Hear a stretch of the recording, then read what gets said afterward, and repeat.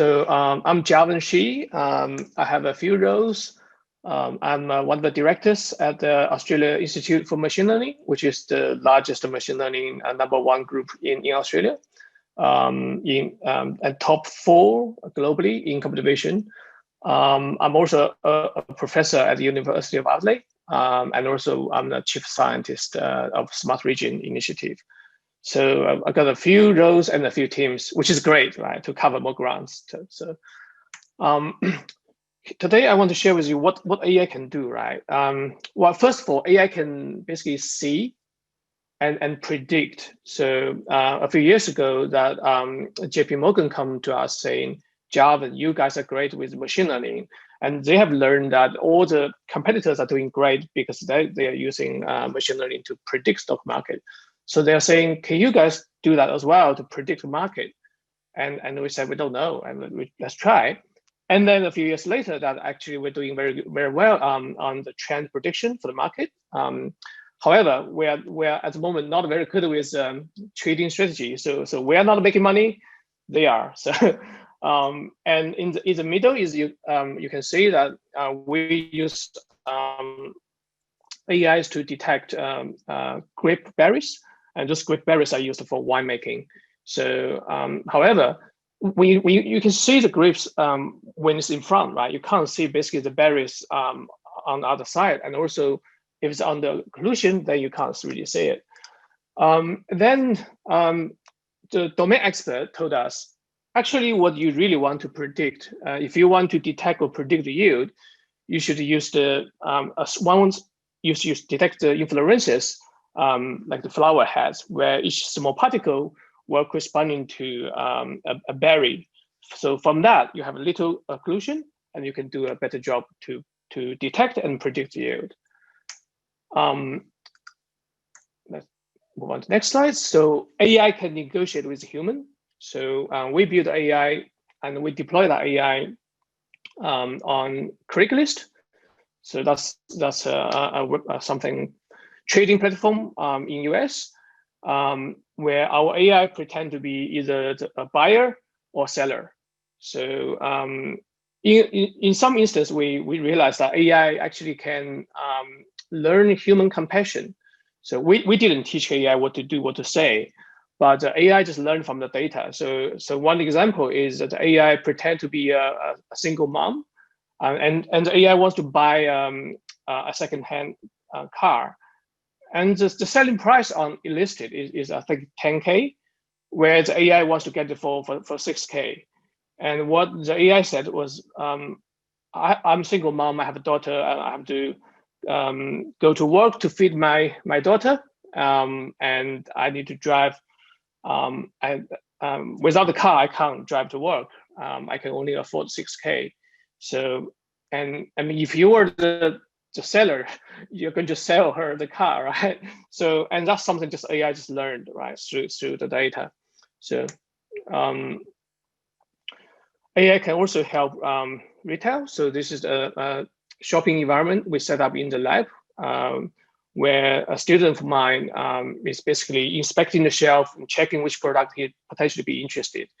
And AI can automatically learn where to pay attention, right? You can see the skeletons are detected and the body key points are detected. But AI learns to look at, focus on which part of the body that mostly correlated with the action.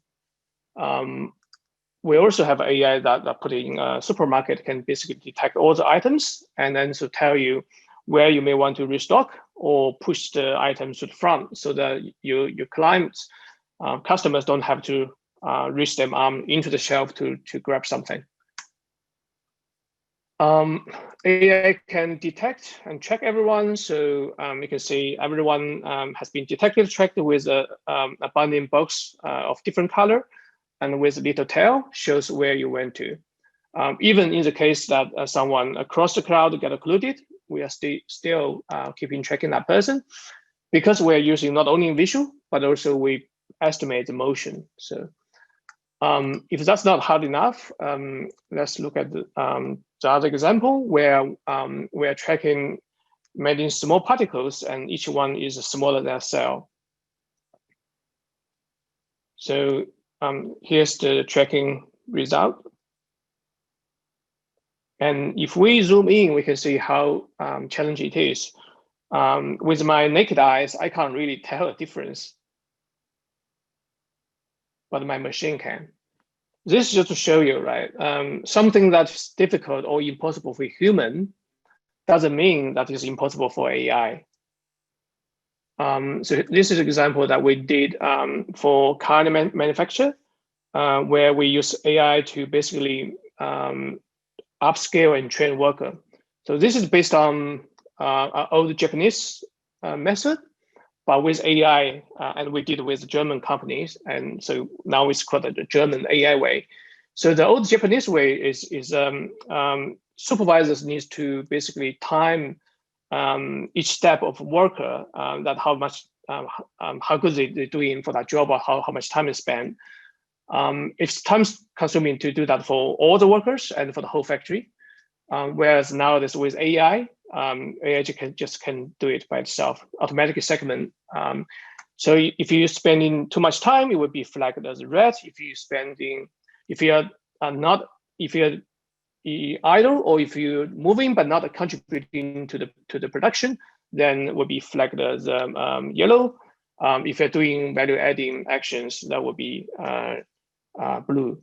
So, and then you can get that summary and everyday update every week for your factory. You don't have to wait for a few months. So safety is a big issue. This is in a digital factory, again in car manufacture. So just always with cameras we can basically detect who are doing the right thing. So green always means good, right? So that's good boy, because following zebra lane and double yellow lane, right? Red will be bad. So if you break the rules, you will be detected as red, and there are always naughty boys. So, and that person detected as red. Why? He's not following the double yellow lane and not following the zebra line. And there's two more, right? The one on the left is a bit tricky. Why that's red? Because he's wearing short. So you are not allowed to wear short in that factory. And you can enforce other safety measures, like you have to wear a helmet, otherwise be detected. You can't smoke, or you have to wear some safety vest. So it's really up to you. AI can basically enforce that, detect that for you. So here's so we won that that competition from Volkswagen. So and that's other examples that with AI you can basically detect all the paths. So that can be maybe other paths of vehicles in a mining site. So in this case,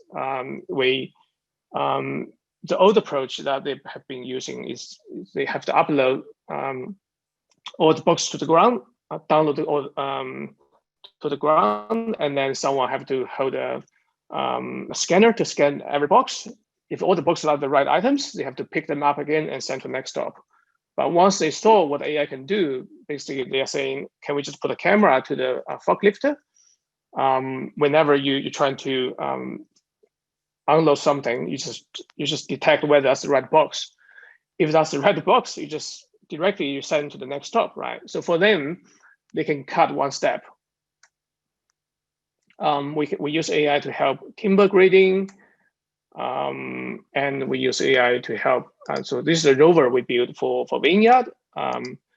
So it can self-navigate and also collect all the key information that you need. We built a dashboard that will advise growers to manage their actions. Also, we put a thermal camera, can basically detect where you have a leakage. With the rover or with other devices, you can basically detect, estimate leaf area index to show you which part is over irrigating or which part is too thirsty under stress for the plant. We use AI to predict crop yield, for example, sorghum yield, wheat yield, with good accuracy. So the input are soil chemistry at different depths, different level, and also EM38, which is about soil conductivity. And with that, you can predict yield. You can add weather in as well if you like. We use AI to predict based on the genome genetic markers to predict what is the adjusted yield. So what is surprising to us and also to the industry is that they used to use 17,000 markers to predict the yield, whereas we managed to use only over 300, and which is sufficient. And also the performance is even better than the current state of art. So that get them to think about what should be their new protocol.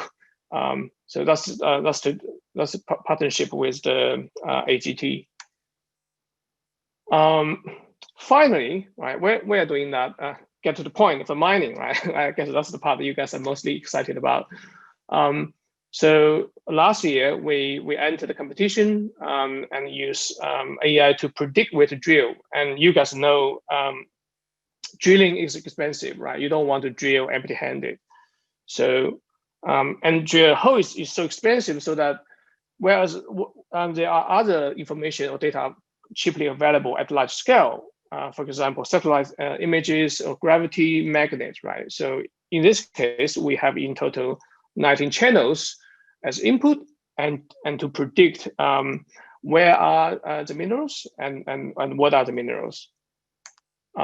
So we won second place last year, and more importantly, our model can basically tell you if we predict it's copper, it's going to tell you which part of the input channel, gravity or magnet or other part, which part drives the prediction, right? So it's not just to tell you a final answer. And this year we enter another competition where we moved even further.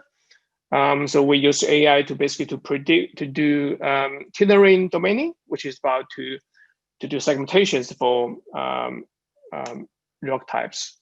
So here are the results we've got. We're also using AI to fight bushfires, and bushfires are coming back to Australia now. So it's coming back to Australia every year, and we want to do something about it. So and we can predict the fire scars, and we can also predict how the fire spreads. So and we apply AI to help water pipeline design, and we use AI to help education institutions to find out which student may be in trouble, which student can complete in time, which student may withdraw. This is the final slide. So a couple of years ago, that Australia's Institute for Sport come to us saying, Javen, you guys are amazing with AI and machine learning. Can you help us? Can you help Australia to win a few more Olympic medals? So we said, we don't know, we can give a try. So this is an example that we are using AI to detect human skeletons for table tennis, and recognize their activities and provide analysis. We also apply that to fencing, wheelchair rugby, and enable person rugbies. And also we're using AI to, and especially deep reinforcement learning, to learn soccer players' strategies, which got amazing result now. So okay, that's pretty much what I have so far to share. One last thing is that in the past 15 years that we worked with diverse industries, what we've learned is that every time if you try to use AI to replace all the human work, it actually didn't work very well.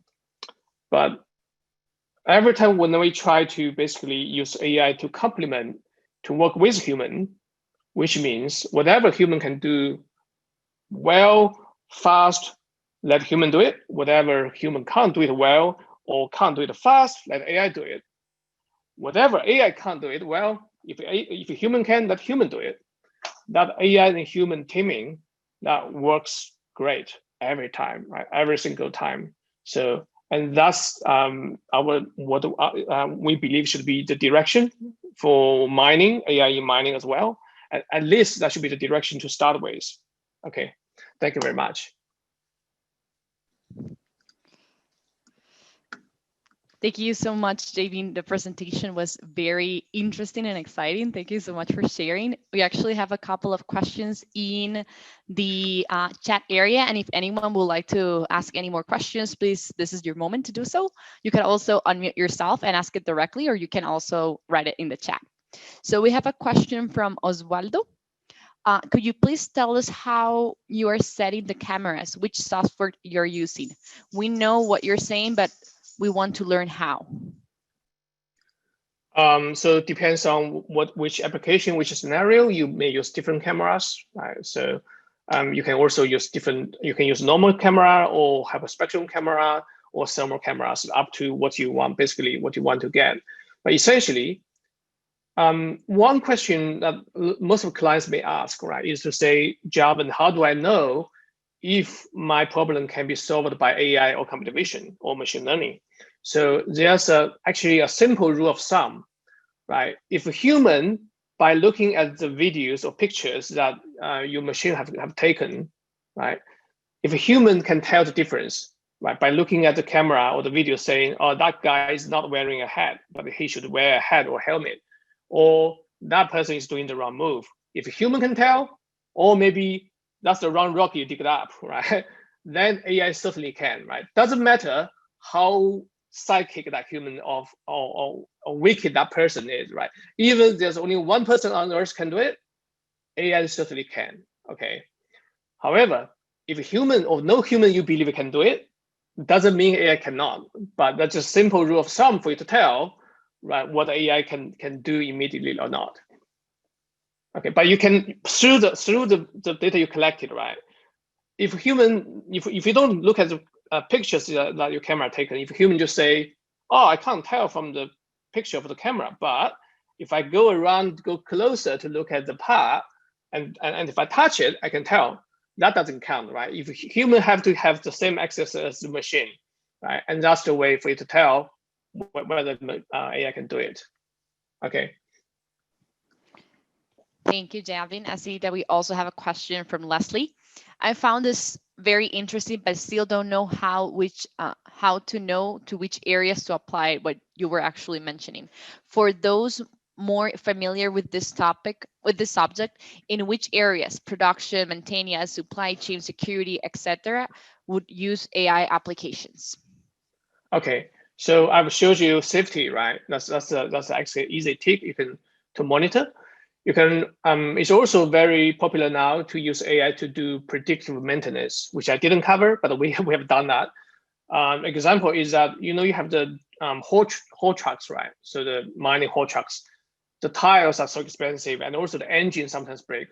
But if after engine broke and then you send a crew to fix it, it takes time, and also hold off the basically transport, right, the production.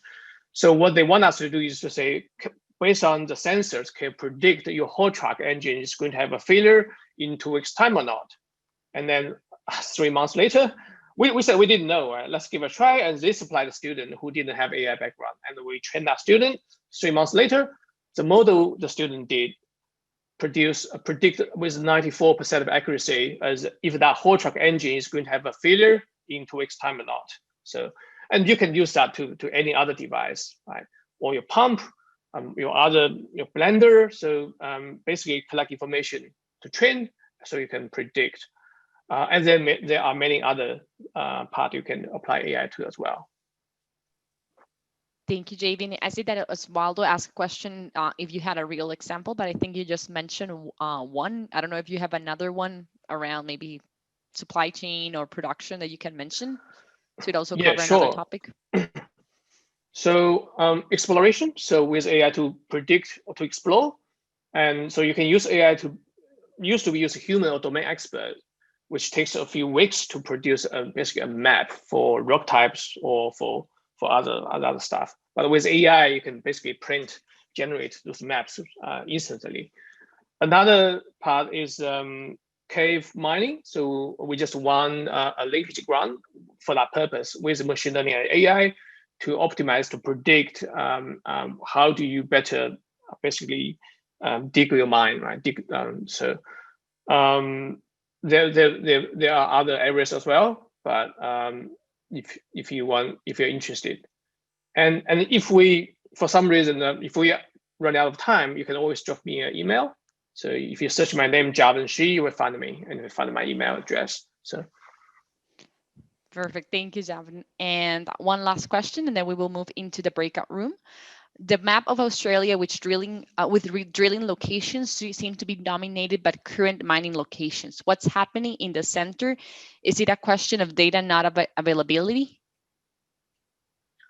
Yeah, it's a good question. So yes, because you need a supervision, right? AI, most of AI, they need a supervision to teach AI to learn the mapping from your large scale available images or channels to what is underground.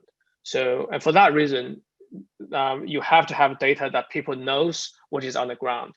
However, once you train that model, then that model can be applied to anywhere, as long as you have similar or the same input channels, which is a large scale available, like the satellite images or gravities, because there's a lot of geo surveys, right, that all being collected. So that's large scale available almost anywhere in Australia, right? But that's the input. So if you have that input, you can apply that to anywhere to predict what is on the ground. So